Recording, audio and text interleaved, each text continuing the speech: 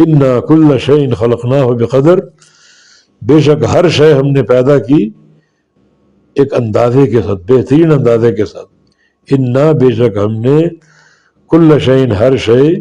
خلقناہ پیدا کیا اسے بقدر اندازے کے ساتھ۔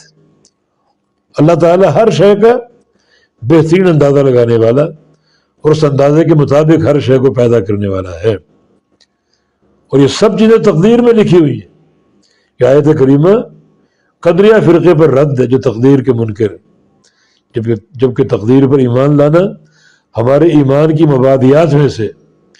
جو ایمان کے 6 ارکان ان میں ایک رکن تقدیر پر ایمان لانا، اور تقدیر پر ایمان لانا مکمل ہوگا 4 چیزوں کے ساتھ، 4 مرحلوں کے ساتھ۔ ایک یہ کہ تقدیر اللہ تعالیٰ کا علم سابق ہے، اس کائنات میں جو کچھ ہونے والا ہے صدیوں بعد بھی اللہ تعالیٰ کو معلوم ہے، اس کو علم سابق کہا جاتا ہے۔ اور اللہ رب العزت نے اس علم کو لکھا، یہ مرتبہ ثانی ہے، یعنی اللہ کا علم سابق نمبر 1، اور نمبر 2 کتابت تقدیر، جیسا کہ نبی علیہ السلام کی حدیث ہے کہ کتب اللہ مقادیر الخلائق قبل ان یخلق السماوات والارض ب50,000 سنہ، اللہ تعالیٰ نے آسمانوں اور زمینوں کی تخلیق سے بھی 50,000 سال پہلے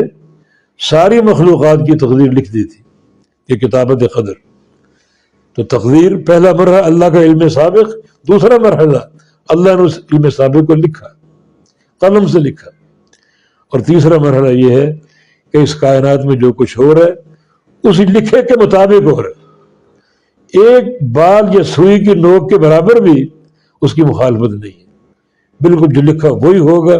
جس وقت لکھا اسی وقت ہوگا، نہ آگے پیچھے وقت ہوگا اور نہ کوئی کمی بیشی ہوگی۔ یہ تیسرا جو ہے مرحلہ تقدیر پر ایمان لانے کا، کہ اللہ نے جو کچھ لکھا ہے اس کے مطابق ہو رہا ہے اور اس کے مطابق ہوتا رہے گا۔ ہمیں اس کا علم نہیں کہ تقدیر میں کیا لکھا ہے، ہمیں علم کب ہوگا جب وہ چیز ہو چکی ہوگی، پھر ہم کہیں گے کہ تقدیر میں یہی لکھا ہوا تھا۔ اور یہ تقدیر پر ایمان لانے کا اصل طریقہ۔ اور چوتھا مرحلہ یہ ہے کہ جو لکھا ہے اس کے مطابق ہو تو رہا ہے، مگر اللہ کی مشیت بھی وہی ہے، یہ نہیں کہ مجبوراً جو لکھا ہے اس کے مطابق ہو رہا ہے،